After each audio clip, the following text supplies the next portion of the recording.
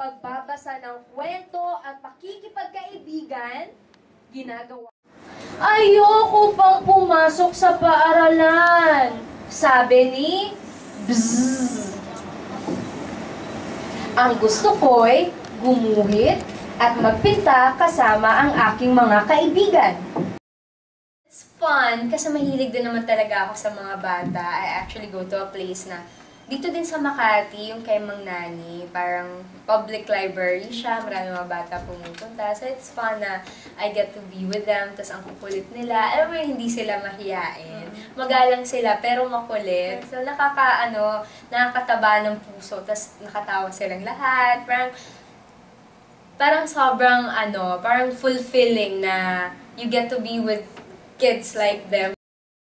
The children, just being with them, yes. And parang they interact, na parang even if you don't ask them questions, they are so full of parang ideas, opinions. And that's what I like about them. Kasi parang, I really like children, na bata pa lang, they have their own thinking na parang, ang akin naman, hindi naman palaging may acting, ganyan, di ba, tatanda din naman ako, ganyan. At if ever man naandun pa rin ako, iba pa rin yung may pinag-aralan ka. Because you know how to, parang, parang empowered ka. Alam mo kung anong sasabihin mo, alam mo kung anong gagawin mo, at times na, di ba, kasi hindi naman all the time talent lang. You have to be wise also. You need to know what is right to do, di ba? Kailangan pinag-iisipan mo din so that you stay safe, you stay, parang guarded din. Parang you have to be the guard of your own self, diba? Tsaka you have to be the protector, the defender of yourself.